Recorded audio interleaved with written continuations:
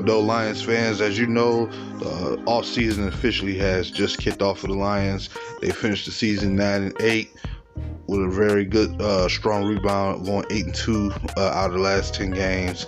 Obviously, the Lions started off 1-6, so they seem to have rebounded really well, made a lot of adjustments throughout the season, nearly could have made the playoffs.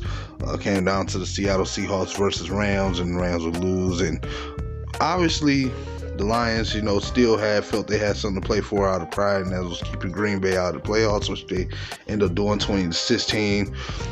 Now, it's the off season for them. Obviously, it's going to be kind of quiet at first, but obviously our coaching staffs are getting looked at for head coaching jobs. Ben Johnson and Aaron Glenn again. A lot of fans are worried about that. I don't think those guys will leave, but however, the off season now officially begins for us. And at the end of the day, the Lions know what they need to do moving forward. I believe they know they need to continue to build off the foundation that they set this year, that they've been trying to set since they got here as the regime of 2021. And at the end of the day, they've so far done a really good job. And, when you look at the draft picks that we got with Aiden Hutchinson, and Penei Sewell, just the obvious guys right there alone. And then when you looked at the Josh Pascals, the James Houstons, the Rodrigo, and even with Derek Burns to a certain extent, the Lions seem to have some foundation pieces. They have free agency to look forward to sort of this year. The cap space to them is not that high. This is another off season where your cap space won't be as high. You'll be able to make a few cuts. Obviously, like Michael Brockers to save some money. Probably Charles Harris. I have to assume they might move on from to be able to save money as well. The big one is the Aquara brothers, specifically Romeo, because of his contract, him coming off the injury. However, I'm not willing to throw him out just yet because, he signed a contract, but it wasn't like it was a Trey Flowers deal due to the fact that he got an Achilles injury that was apparently really nasty, where he couldn't really walk like that on it or play or come out the boot. So it must have been kind of serious, but he's now been playing these last few games. He ranked up a couple of sacks, maybe 3 if I'm correct, but I think he has 2. Definitely got 2 in the Jets game, I remember. So that's just glad to have him back healthy. So for me, I'd rather keep him and see if he can get healthy again, and stay healthy, and because he could be a really big help. We rooted for him. So moving forward in the off season, man, Brad Holmes, they're gonna have to come up with a game plan for this team. They brung in some guys, man, that weren't just drafted. Some of these guys that they picked up off the waiver wire, and they were kicked to the curb out of teams, man. They brung in. They were able to help us this year. When you look at Isaiah Buss and how the way he's played these last couple of games specifically, he's been dominant. And then when you look at John Kaminsky, who's been our tough guy, our dirty work guy all season, man, even he went to a period where he got hurt and had that band on his arm, he wasn't available for us. You can tell it hurt the defense a little bit. And then when you look at Alex Anzalone, who's been literally one of our leaders and one of the players that, been heartwarming for us this year, because although he's made his mistakes and missed his tackles, he's, had a breakout season to me in tackles, and, putting up a near stat line comparable to that of DeAndre Levy as far as tackles go. And I feel like this man has played his heart out on a cheap deal, so that's something that I would like to see be re-extended, man, with Alex Anzalone. I think you have to build your linebacker core young, and having him there as the leader to kind of coordinate the young guys, man, and getting them in the right spot, I think that would be a good thing to do.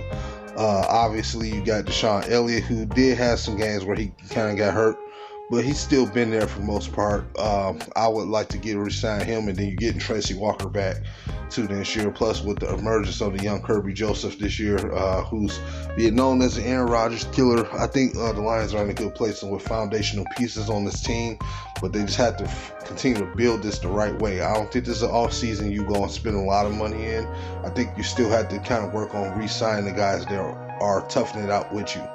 Obviously, and I think that's the foundation they gotta go. They have to keep true to that system, not selling out, trying to get big contracts and, trying to make headlines as, with the money that you have. But, you trying to set yourself up to be a young team that's getting better on rookie contract deals and guys that are on 1 or 2 year deals that are not promised. So even when you look at DJ Chark, his contract for $10 million wasn't as big as you think. They said $6 million went across 2023, if I'm correct, and he only actually got $4 million this year.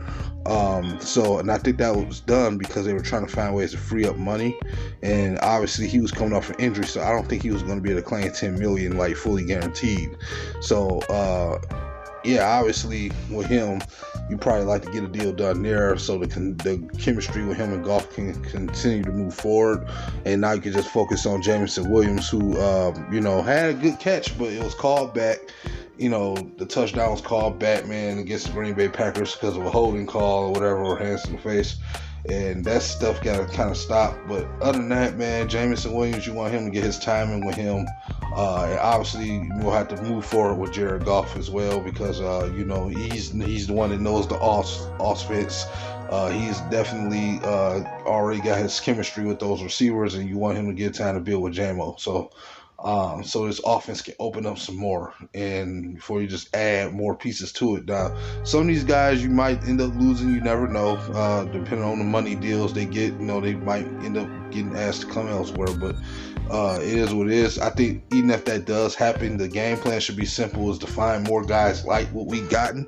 You can try to get a really good player if you can, but I don't think you should stress your cap for one, because you had to ask yourself, what are you getting these players for? Are you getting guys just for the sake of the name state, or because they fit what they're about? And I think continuing on what you're about, building this team based off the foundation that you like to set and the example that you want to set, is going to take you further along than trying to get every big name in the league, trying to sacrifice your contracts to get those big name players, to try to spend $20 million and $10 million on the guys per year just because it sounds like the right thing to do. Never fall to free agency frenzy, because you got to get a deal done with Jamal Williams. You just have to. You got to bring him back. His legs are still fresh due to him being a backup most of his career, and then just really getting the starting opportunity barely these last 2 years since he's been here, where he's had his best production. And now he's breaking Barry Sanders' record. He's getting our first 1,000-yard rusher since 2013. And you want to show him good faith, man. He's literally the identity of this team. So Lions had to focus on, reclaiming the names that's already in-house first, and then maybe add a guy or so to free agency, this is where we have to deal with the boring part of free agency. But, to me, that's the way it should be. You really, when it comes to giving out contracts, how much money you got in all season, you're really supposed to be focusing on keeping your guys primarily before you're trying to add new free agents, because at the end of the day, you build out the draft. And a free agent name, you really shouldn't need but one player or so, because it's a supplement. The draft is the way you really build. You got a lot of fans that want to go get DBs in the first round, which I can't blame them. You still got the Jalen Carter fans out there, which I definitely don't blame that. And, guys like me as well, who are looking at that linebacker core, man. I want guys that can come in and hit the ground running there, that can help play around with Derek Burns and Rodrigo and Alex Anzalone and whatnot. So you want to definitely look at that for somewhere in the top 3 rounds. You got to be looking at those positions without a doubt, because that's just where you need to fill those impact roles for those impact players. And I think that could be very handy for the Lions. And I don't want to get too heavy in draft talk, but I think Brad Holmes, he has to find a way to continue to improve this roster with what resources they have. Again, that's why they can't go away from what they've been doing the last couple of years. Bringing back the guys that earned your trust and is going to hit the ground running with you, man. I think that's the best way you go about it. And at the end of the day, to me, 2024, yeah, you're going to have your cap be at its highest, but to me, that's then and this is now. So, I know people want the splash move, but I'm going to ask the fan base to just try to hold off on that, and let's continue to build off the foundation. And I think moving forward, that's what they have to focus on. making sure they can keep their coaches here. If it's an area you want to improve a coach like a DB coach or something like that, if you think you can improve that area, also add that as well. Look into your coaching staff and see if there's anything you need to add or improve there. I would love to see the Lions go in there and bring in a vet, kind of like they had with Don Capers when he was here. I wish they can go and get a guy like that again, somebody similar to that they can trust, that can really help them as a coaching staff, be as an advisor when things get rough. That's something I would love to see them do, because I felt like they had that when Don Capers was there, and then they kind of lost that with him leaving. I believe he went to Denver. So if it's possible, I would love to see the Lions go in the offseason, get a veteran coach in here, like a well-known veteran that can be somebody in that staff with them that can really help them out, because they still are a young coaching staff that's developing and learning as they go. So to have that kind of experience in that staff, man, that would be doing wonders for them. Just like with the front office, you got we got John Morrissey. John Morrissey. I said John Morrissey. Y'all know who I'm talking about. He's there. So John Dorsey. There you go. But man, that's what you want. So yeah, that's the Lions know what they got to do, man. That's the one thing I think I can honestly say about this regime. They know what they need to do.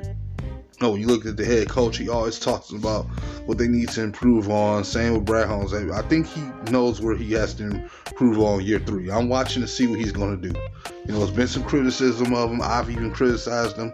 But, I've given him credit, but I also criticized him too. It's still up in the air with me when it comes to Brad Holmes. And that's why I'm giving him his chance, year 3 now, to see if he's going to attack the holes of this team, the weaknesses, or he's going to ignore it. Because defensively, they were giving up big plays a lot. People blame Aaron Glenn and wanted him out.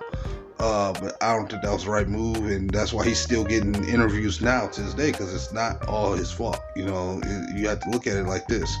The more talent you add defensively, the better he'll be able to coordinate it, and that's just what it is. You can only do so much as a coordinator, and he's made a lot of adjustments, and he's dealt with a lot of he could have lost that locker room, man, but he stayed the course, and they found their way out that tunnel. And now all season, that's why Brad Holmes needs to truly address this defense, man, on all 3 phases of it. You have to really add some talent.